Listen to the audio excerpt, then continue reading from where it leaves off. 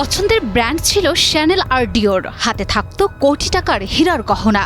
কিন্তু ক্ষমতার আড়ালে সেই শৌখিনতাই যে কারাগারের অন্ধকার প্রকোষ্ঠ পর্যন্ত টেনে নেবে তা হয়তো ভাবেননি দক্ষিণ কোরিয়ার সাবেক ফার্স্ট লেডি কিম কেওন হি।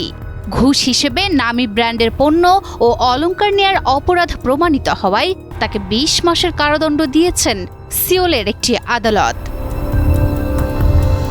দক্ষিণ কোরিয়ার সাবেক ফার্স্ট লেডি কিম কেওন হি অভিশংসিত সাবেক প্রেসিডেন্ট ইয়ন সুক ইয়োলের স্ত্রী তিনি। কিন্তু এখন বেশ সময়টাই কাটে আদালত প্রাঙ্গণে। আর এবার তো আদালত রায় দিয়ে ৪ দেয়ালেই বন্ধ করে দিল এক সময়ের ক্ষমতার চূড়ায় থাকা এই ফার্স্ট লেডিকে।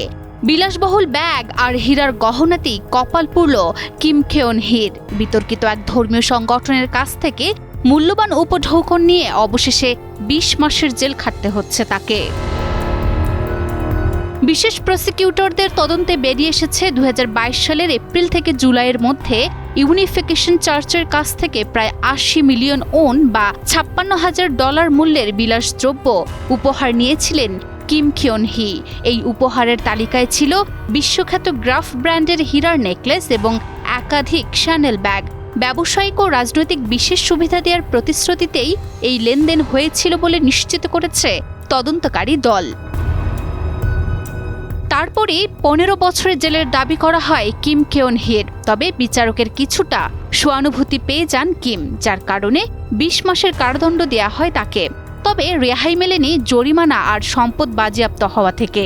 আদালতের কাঠগড়ায় দাঁড়িয়ে একদিকে শুনতে হলো দোষী তকমা, অন্যদিকে গুনতে হলো বিশাল অঙ্কের জরিমানা। বুধবার কিমকে দোষী সাব্যস্ত করে নগদ অর্থ ফেরত ও বিতর্কিত হীরার নেকলেসটি বাজেয়াপ্ত করার নির্দেশ দিয়েছেন আদালত। রায়ের পর দেয়া এক বিবৃতিতে কিম বলেন, আদালতের কঠোর তিরস্কার আমি বিনয়ের সঙ্গে গ্রহণ করছি এবং এর গুরুত্ব হালকাভাবে নেব না। তিনি আরও যোগ করেন, আমি সবার কাছে আন্তরিকভাবে ক্ষমা চাইছি। তবে রায়ের পর কিম আন্তরিকভাবে ক্ষমা প্রার্থনা করলেও তার পিছু ছাড়ছে না পুরনো বিতর্ক। সম্প্রতি থিসিস জালিয়াতির দায়ে তার মাস্টার্স ডিগ্রিও বাতিল করেছে বিশ্ববিদ্যালয় কর্তৃপক্ষ।